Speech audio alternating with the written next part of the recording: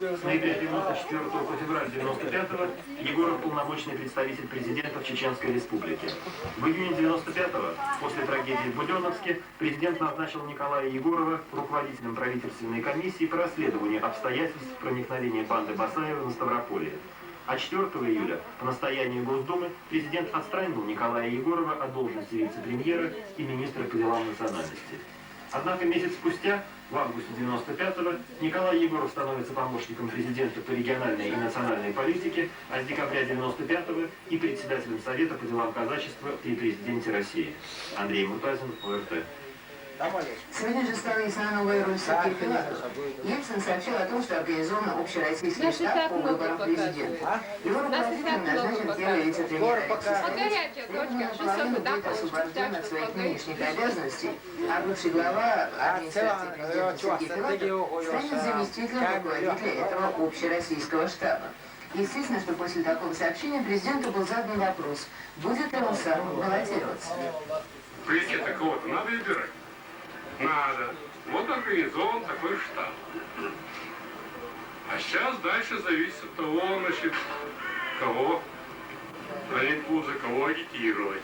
Пока они организационно, структурно определяются, кадры набирают. Короче говоря, ведут работу такую, не привязанную к фамилии. А я скажу, примерно 12-15 февраля окончательно свое мнение. Предполагалось, что Борис Ельцин завтра приедет на открытие 6-й Государственной Думы. Но пока, как сообщает РТ, в его рабочем расписании это не значится. Депутатов регистрировали, они получали документы и карточки для голосования. А новичков учили премудростям обращения с парламентской электроникой. Когда вы будете работать в зале, будет шум, вы, возможно, не услышите в зале себя. Это не так. В зале все будет точно так же замечательно слышно.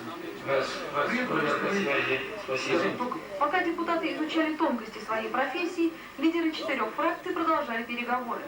По некоторым данным, в них участвовали и представители новых групп – Артур Челенгаров, Сергей Бабурин и Николай Харитонов. Но для них основная проблема, сколько депутатов должно быть в группе, чтобы ее зарегистрировали – 30 или 50.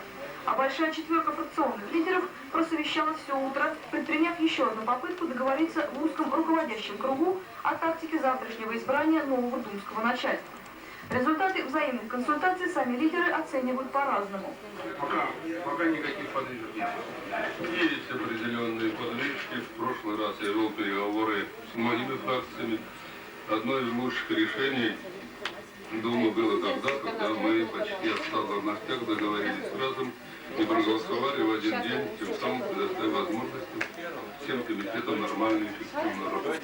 Конечно, в плане экономии времени голосовать думские посты пакетами удало бы ничем по одному. Однако представители фракции «Наш Дом России» высказали мнение, что такой подход игнорирует общедемократическую процедуру выборов.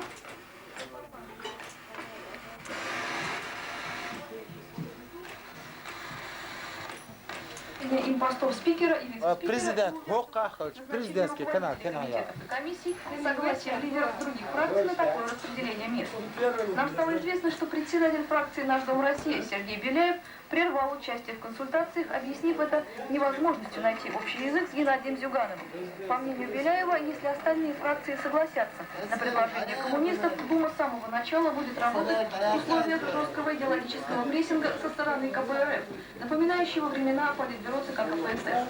Кроме этого, по словам Сергея Беляева, такое межфракционное избрание спикера ущемляет права независимых депутатов и групп.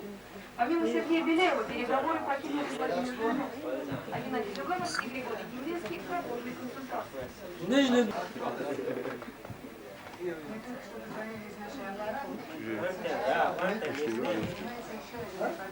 자, 있으면 좋으시.